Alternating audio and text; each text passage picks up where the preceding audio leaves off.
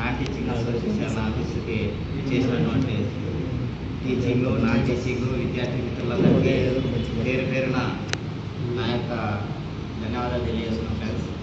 ఈరోజు ఎందుకంటే గతంలో 2009 నుంచి మళ్ళీ 2013లో సమైక్యాంధ్ర ఉద్యమంలో ఎగిసిపడిన విప్లవ కెరటం ఎస్కే యూనివర్సిటీ అని మరొకసారి తెలియజేస్తున్నాం ఫ్రెండ్స్. ఎందుకంటే గతంలో కాంగ్రెస్ స్టేట్లో కూడా సెంట్రల్లో కూడా కాంగ్రెస్ ప్రభుత్వం ఉంది కనుక రాష్ట్ర విభజనని అడ్డగోలుగా విభజన చేస్తూ రాష్ట్రాన్ని చాలా దారుణంగా జరుగుతుంది. మన జీవితాలని చెలగాటపడడం చాలా బాధాకరమైన విషయం.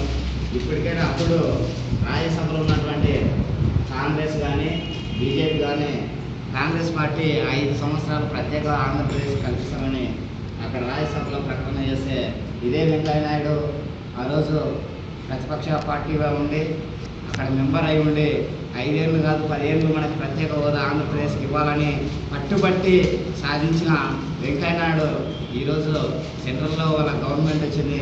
కానీ రాష్ట్రం పైన సవతి తల్లికి ప్రేమ చూపెడుతూ ఆంధ్ర రాష్ట్ర ప్రజల పట్ల నిర్లక్ష్యంగా వ్యవహరిస్తున్నారు. ఇక్కడ ఉన్నటువంటి మన టీచింగ్, నాన్ టీచింగ్ విద్యార్థులు అదేవిధంగా ఒక కార్యరూపంతోనే ముందుకెళ్లాల్సిన అవసరం కూడా ఉంది. ఎందుకంటే ఇక్కడ ఒక కమిటీ వేయాలని అంటున్నారు. మేమంతా దానికి సమ్మతమే. మేము ఒకటి ఎందుకంటే టీచింగ్, నాన్ టీచింగ్ కలిసి ఒక కమిటీ అయ్యండి, విద్యార్థులకు కలిసి ఒక కమిటీ అని మేము ప్రధానంగా చెప్పడం జరుగుతుంది.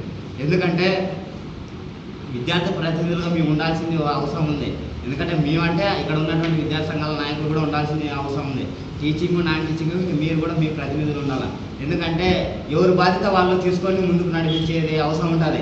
ఒకరి మీదనే బాధ్యత ఉంటే వాళ్ళే చూసుకుంటారే, మనమే తీరిక పోదాం అనే ఆలోచన ధోరణి ఉంటుందని నా అభిప్రాయం వ్యక్తం చేస్తున్నాం.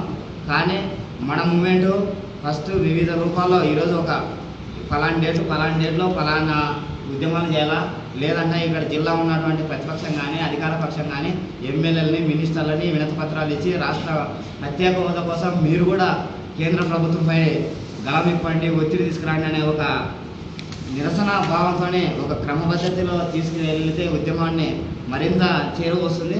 అందులో భాగంగా ఇప్పుడు సెలవులు కూడా రాబోతున్నాయి. నెల తర్వాత సెలవులు వస్తున్నాయి. ఈ నెల రోజులకు తగ్గట్టు మనం ఏ విధంగా ప్లాన్ చేసుకోవాలో, మళ్ళీ నెక్స్ట్ అకాడమిక్ ఇయర్కి ఏ విధంగా ప్లాన్ చేసుకొని ముందుకు పోవాల్సిన అవసరం కూడా ఉంది. నా అభిప్రాయం తెలియజేస్తున్నాను. ఈ రాష్ట్రం కోసం, ఈ ఆంధ్రప్రదేశ్ కోసం మనం మరోసారి ఉద్యమాలకి సిద్ధం కావాల్సిన సమయం కూడా ఆసనమైంది. ఈరోజు చూస్తున్నాం సినీ యాక్టర్లతో